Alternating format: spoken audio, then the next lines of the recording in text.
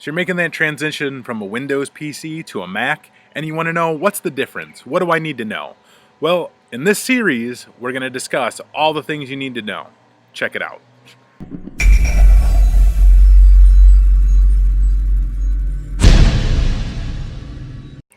Hello, welcome to PC Simplest. My name is Zach, and today we are going to do our part one of hopefully many series of videos here on discussing the transitions that you're gonna, come across when you're transitioning from your Windows PC to a Mac PC or computer, whatever you want to call it. You'll notice that there's going to be a vast majority of changes compared to your Windows PC that you've probably been using for all of your life, So in this part one series, we're going to discuss kind of the dock. And what we mean by the dock is, if you look down at the bottom here, this area where we have all of our icons, that's our dock. And it's very similar to the Windows taskbar, except for the Windows taskbar, you had your start menu on the left-hand side, and you had, maybe a few icons here and there with your quick launch stuff, and you had like your task stuff over there on the right with your clock and all that stuff. Well, Mac does it differently.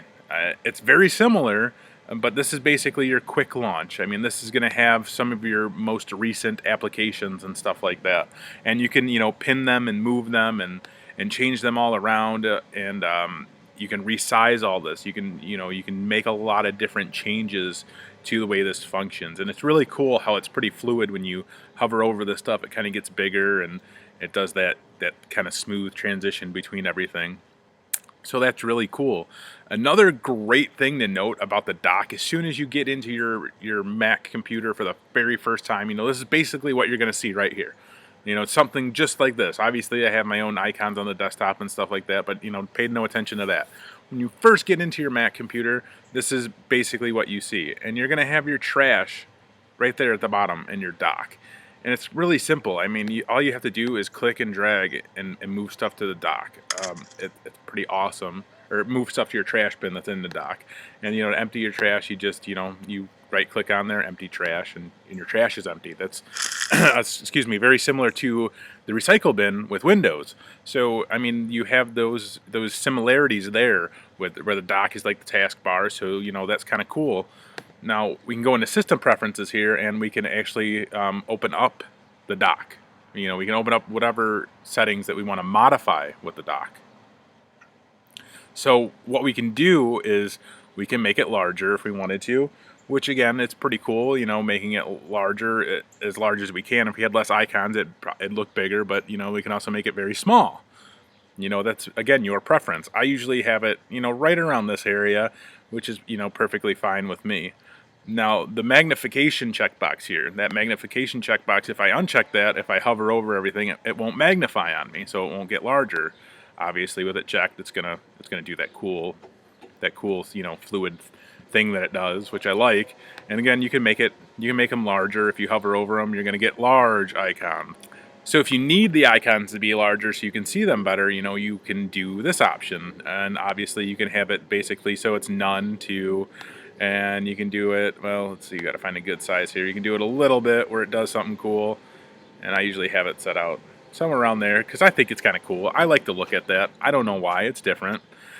And then, of course, you can position it over to the left. You can position it to the right. They don't offer a top positioning. I'm sure there's something that you could do to throw it on the top, but maybe not. It's kind of cool, though, either way. So we got it on the bottom. And minimize windows using Genie effect, which is, let's see, if I'll just open up some notes here, see what we got. We'll find something that, oh yeah, that's fine. And we can just kind of do that. If you turn off this, or go to the scale effect, it basically just throws it right down. The Genie effect is pretty cool because it offers just a little bit more animation, which, like a genie coming out of a bottle, I'm guessing, which is pretty cool. Again, these are just more options here. We don't really need to go over these because, you could take your time and mess with each one. They're very self-explanatory as far as what you can do with the dock. I mean, those are all your dock settings. This is what we're talking about when we said we're just going to discuss the dock. Let's see, we can throw some icons in there. So we can go make this fairly simple here, applications, And let's say I needed my calculator in the dock. So I just take it and I click on it, drag it down, and bam, let it go in the dock. So there, now I have my calculator in the dock if I need it. But you know what? I don't need the calculator in the dock. So how do you remove it from the dock? You simply right click on it. If you have a Mac laptop, it's a 2-finger click on your touchpad. Obviously, you have a mouse, it might be different. It's always going to be like a 2-finger click, though. Even if you have like the external like touchpad thing that comes with the Macs, it's 2 fingers. There's the 1 finger, there's 2 fingers. It does.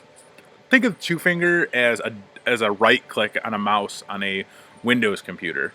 And there's also a 3-finger gestures and stuff, and we'll go over gestures and all that fun stuff in another video. But for the sake of this video, 2 fingers. 2 fingers is a right click, and when you 2-finger on this icon here, you're going to go to options and you're just going to say remove from dock. I mean, very, very simple, very easy to do. Other than that, I mean, I don't really think there's much to discuss about the dock other than, like I said, you can move it all around, you can put new stuff in there, you can remove stuff from there. You can pretty much do whatever you want with it as far as customization to a certain extent, obviously, but it's still nice to use. So this is, like I said, part 1. We're just going basics. We're just discussing basics. What are you going to see when you transition from your PC to the Mac? So if you have any questions about anything, please leave a comment. I'm more than happy to answer anything that I can. And as always, please like and subscribe to my channel. I greatly appreciate that. And you have a great day. Thank you.